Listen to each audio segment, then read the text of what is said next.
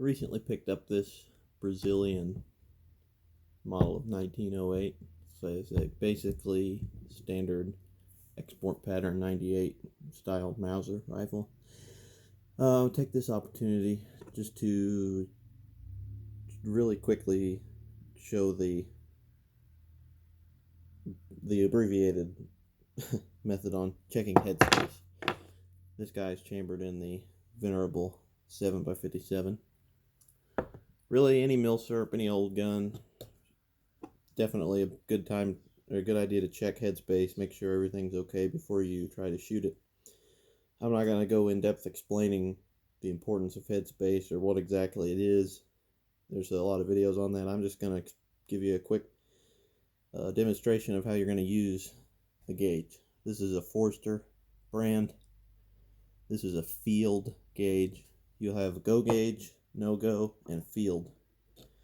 And most modern rifles, new chambers, tight tolerances, it should close on a go gauge, and it should not close on no go gauge.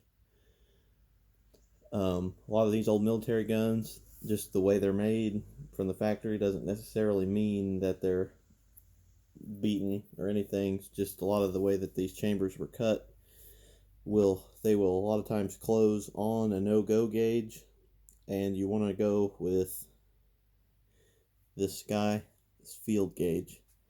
Pretty much as long as it won't close on a field gauge, the rifle should be safe to fire, provided you don't have any major pitting or anything else.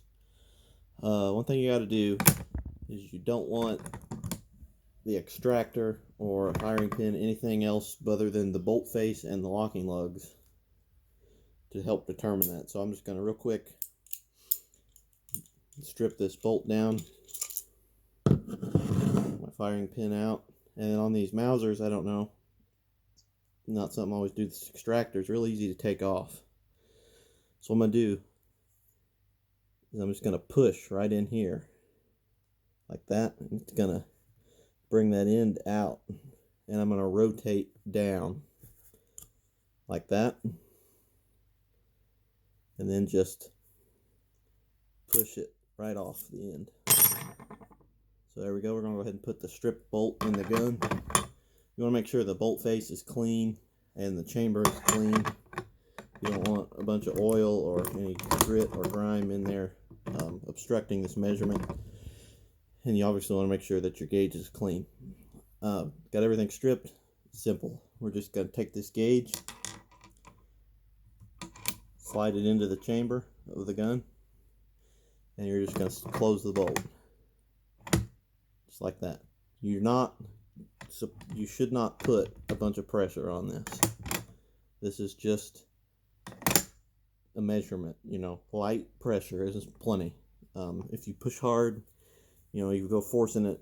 I mean, this is a hardened piece of steel, this gauge. You could damage the gun or the gauge. It doesn't take much. Just right there. And as you see, we will not close. Cannot lock the bolt on that no-go or on that field gauge. So this rifle should be perfectly safe to fire.